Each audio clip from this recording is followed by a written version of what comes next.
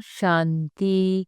29 नवंबर 2025 के ईश्वरीय महावाक्य। पहले एक नजर मुरली के मुख्य पॉइंट पर।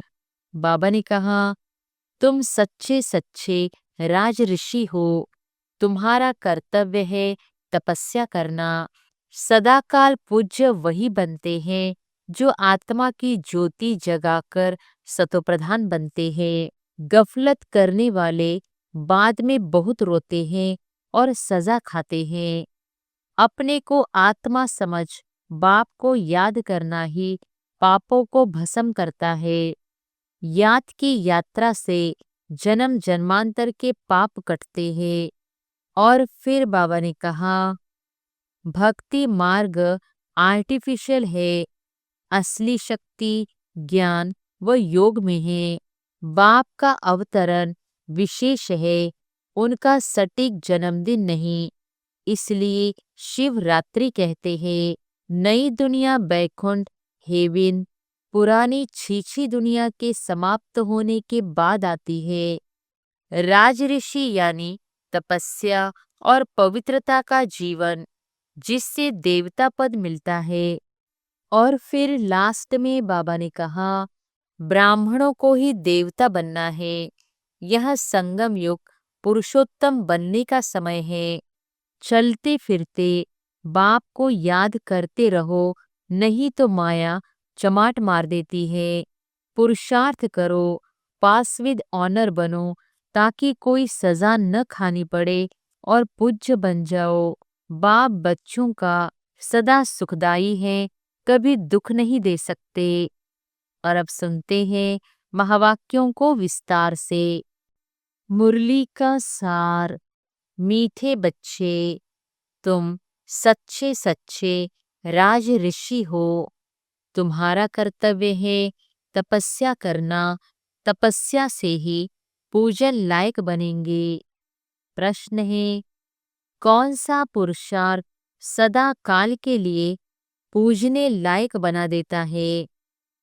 उत्तर है, आत्मा की ज्योति जगाने व तमोप्रधान आत्मा को सतोप्रधान बनाने का पुरुषार्थ करो, तो सदा काल के लिए पूजन लायक बन जाएंगे। जो अभी गफलत करते हैं वह बहुत रोते हैं।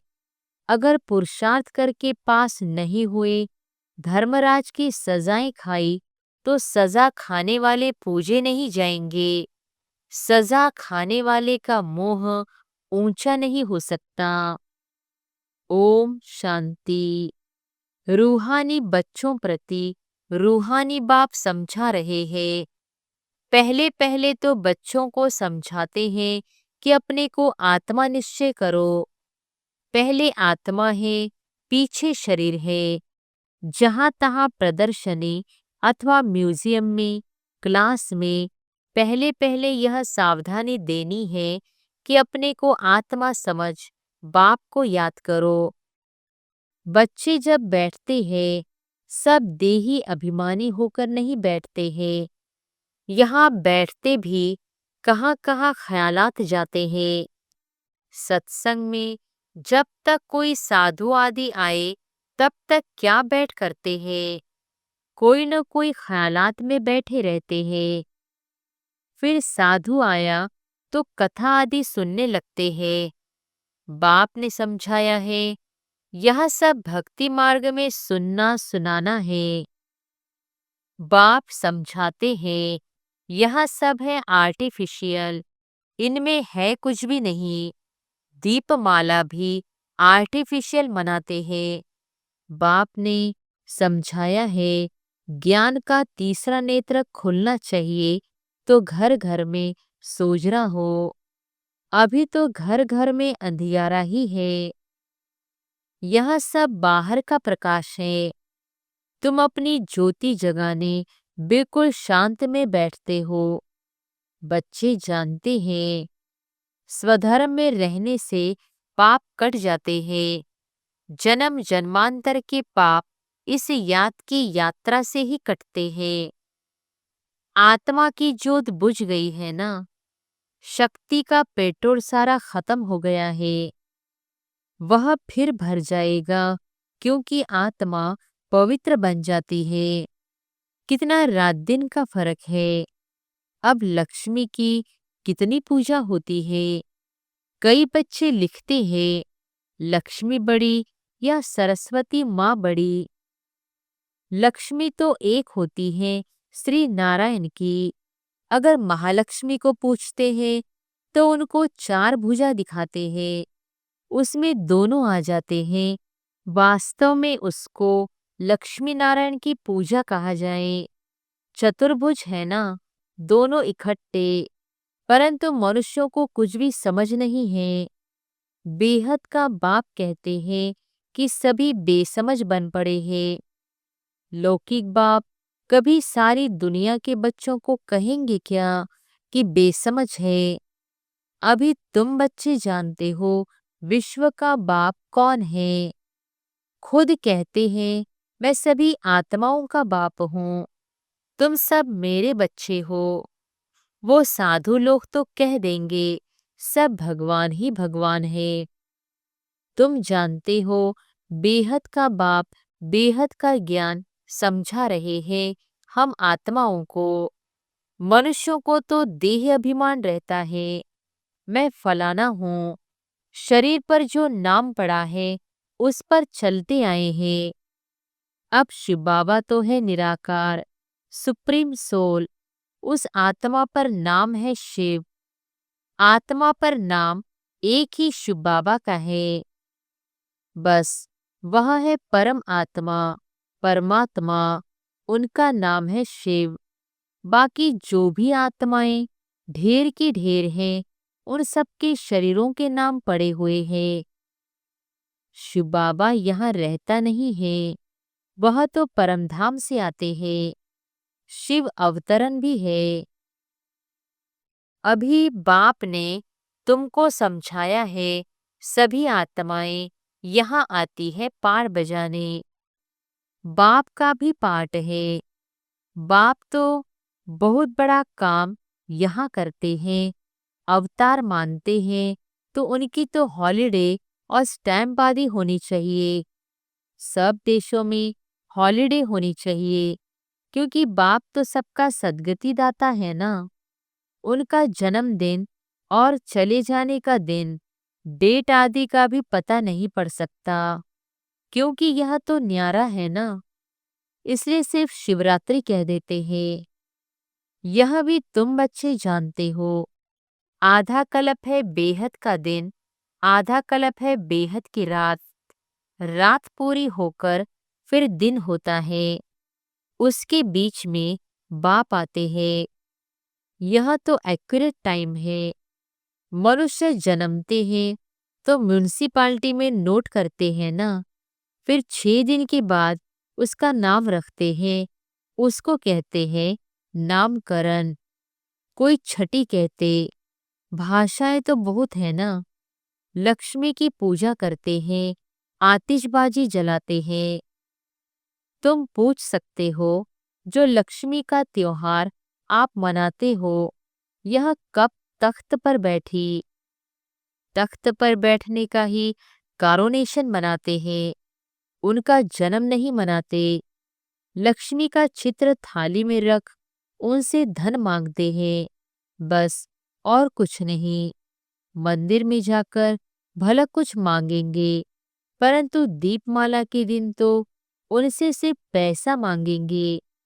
पैसा देती थोड़ी है, यह जैसी जैसी भावना है। अगर कोई सच्ची भावना से पूजा करते तो अल्पकाल के लिए धन मिल सकता है। यह है ही अल्पकाल का सुख। कहाँ तो स्थायी सुख भी होगा ना। स्वर्ग का तो उन्हों को पता ही नहीं है। यहाँ स्वर्ग की भेंट में कोई खड़ा हो नहीं सकता। तुम जानते हो आधा कल्प है ज्ञान, आधा कल्प है भक्ति, फिर होता है वैराग्य। समझाया जाता है यह पुरानी छीछी दुनिया है, इसलिए फिर नई दुनिया जरूर चाहिए। नई दुनिया बैकुंठ को कहते हैं। उसको हेवन, पैराडाइज कहा जाता है। इस ड्रामा में पाठधारी भी अविनाशी है। तुम बच्चों को मालूम पड़ा है कि हम आत्मा पाठ कैसे बजाती है। बाबा ने समझाया है, किसको भी प्रदर्शनी आदि दिखाना है तो पहले पहले यह एम ऑब्जेक्ट समझानी है। सेकड़ में जीवन मुक्ति कैसे मिलती है?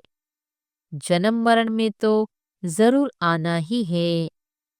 तुम सीढ़ी पर बहुत अच्छी रीति समझा सकते हो। रावण राज्य में ही भक्ति शुरू होती है। सतयुग में भक्ति का नाम निशान नहीं होता। ज्ञान और भक्ति दोनों अलग अलग है ना। अभी तुमको इस पुरानी दुनिया से वैराग्य है। तुम जानते हो यह पुरानी दुनिया अब खत्म होनी है। बाप सदैव बच्चों के सुखदाई ही होते हैं। बच्चों के लिए ही बाप कितना माथा मारते हैं। बच्चे के लिए ही गुरुओं के पास जाते हैं, साधुओं के पास जाते हैं, कैसे भी करके बच्चा हो, क्योंकि समझते हैं बच्चा होगा तो उनको मिल्कियत देकर जाएंगे। बच्चा हो तो उनको हम वारिस बनाए। तो बाप कभी बच्चों को दुख थोड़ी देंगे। इम्पॉसिबल है। तुम माता पिता कहकर कितने रड्डियां मारते रहते हैं, तो बच्चों का रूहानी बाप सबको सुख का ही रास्ता बताते हैं। सुख देने वाला एक ही बाप है। दुखहर्ता सुख करता एक रूहानी बाप है।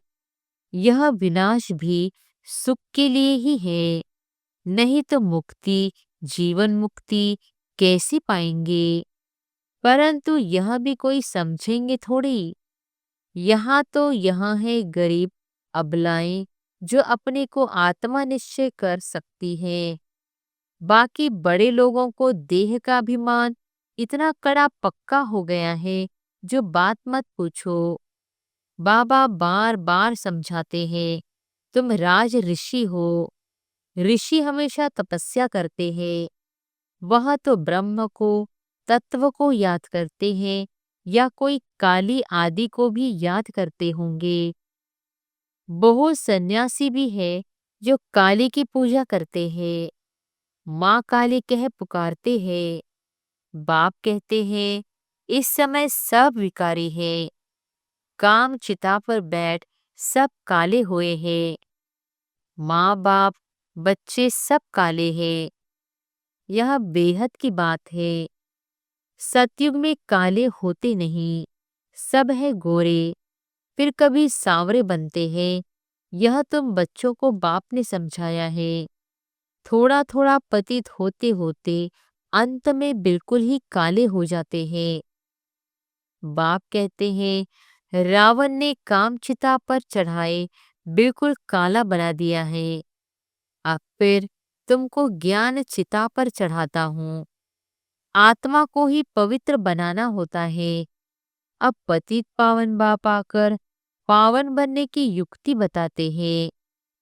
पानी क्या युक्ति बताएंगे, परंतु तुम किसको समझाओ तो कोटे में कोई ही समझकर ऊंच पद पाते हैं। अभी तुम बाप से अपना वर्षा लेने आए हो 21 जन्मों के लिए। तुम आगे चलकर बहुत साक्षात्कार करेंगे। तुमको अपनी पढ़ाई का सब पता पड़ेगा।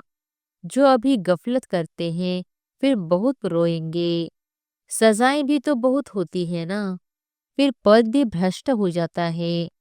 मोह ऊंचा कर नहीं सकेंगे। इसलिए बाप कहते हैं मीठे मीठे बच्चों, पुरुषार्थ कर पास हो जाओ। जो कुछ भी सजा नहीं खानी पड़े, तब पूजन लायक भी बनेंगे। सजा खाई तो फिर थोड़े ही पूजे जाएंगे। तुम बच्चों को पुरुषार्थ बहुत करना चाहिए। अपनी आत्मा की ज्योति जगानी है। अभी आत्मा तमोप्रधान बनी है, उनको ही सतोप्रधान बनाना है। आत्मा है ही बिंदी, एक सितारा है। उनका और कोई नाम रख नहीं सकते। बच्चों को समझाया है, उनका साक्षात्कार हुआ है। स्वामी विवेकानंद और रामकृष्ण परमहंस का बतलाते हैं। उसने देखा उनसे कुछ लाइट निकली, सो तो आत्मा ही निकलती है। उसने समझा वह मेरे में समा गई। अब आत्मा कोई आकर समा थोड़ी सकती है, वह तो जाकर दूसरा शरीर लेती है। पिछाड़ी में तुम बहुत देखेंगे, नाम और रूप से न्यारी कोई चीज होती नहीं। आकाश पोलार है, उनका भी नाम है। अब यह तो बच्चे समझते हैं। कलप कलप स्थापना जो होती आई है वह होनी ही है। हम ब्राह्मण नंबरवार पुरुषार्थ करते रहते हैं। जो जो सेकंड गुजरता है उसको ड्रामा ही कहा जाता है। सारी दुनिया का चक्र फिरता रहता है। यह 5,000 वर्ष का चक्र जो मिसल फिरता रहता है, टिक टिक होती रहती है। अभी तुम मीठे मीठे बच्चों को सिर्फ बाप को ही याद करना है। चलते फिरते काम करते बाप को याद करने में ही कल्याण है। फिर माया चमाट लगा देगी। तुम हो ब्राह्मण, भ्रमरी मिसल कीड़े को आप समान ब्राह्मण बनाना है। वह भ्रमरी का तो एक दृष्टांत है। तुम हो सच्चे सच्चे ब्राह्मण। ब्राह्मणों को ही फिर देवता बनना है। इसलिए तुम्हारा यहाँ है पुरुषोत्तम बनने के लिए संगम योग। यहाँ तुम आते ही हो पुरुषोत्तम बनने के लिए। पहले ब्राह्मण जरूर बनना पड़े। ब्राह्मणों की चोटी है ना, तुम ब्राह्मणों को समझा सकते हो। बोलो, तुम ब्राह्मणों का तो कुल है, ब्राह्मणों की राजधानी नहीं है। तुम्हारा यह कुल किसने स्थापन किया? तुम्हारा बड़ा कौन है? फिर तुम जब समझाएंगे तो बहुत खुश होंगे। ब्राह्मणों को मान देते हैं क्योंकि वह शास्त्र आदि सुनाते हैं। पहले राखी बांधने के लिए भी ब्राह्मण जाते थे, आजकल तो बच्चियां जाती हैं। तुमको तो राखी उनको बांधनी है जो पवित्रता की प्रतिज्ञा करे। प्रतिज्ञा जरूर करनी पड़े। भारत को फिर से पावन बनाने लिए हम यह प्रतिज्ञा करते हैं। तुम भी पावन बनो, औरों को भी पावन बनाओ। और किसकी ताकत नहीं जो ऐसे कह सके। तुम जानते हो यह अंतिम जन्म पावन बनने से हम पावन दुनिया के मालिक बनते हैं। तुम्हारा धंधा ही यह है। ऐसे मनुष्य कोई होते ही नहीं। तुमको जाकर यह कसम उठवाना है।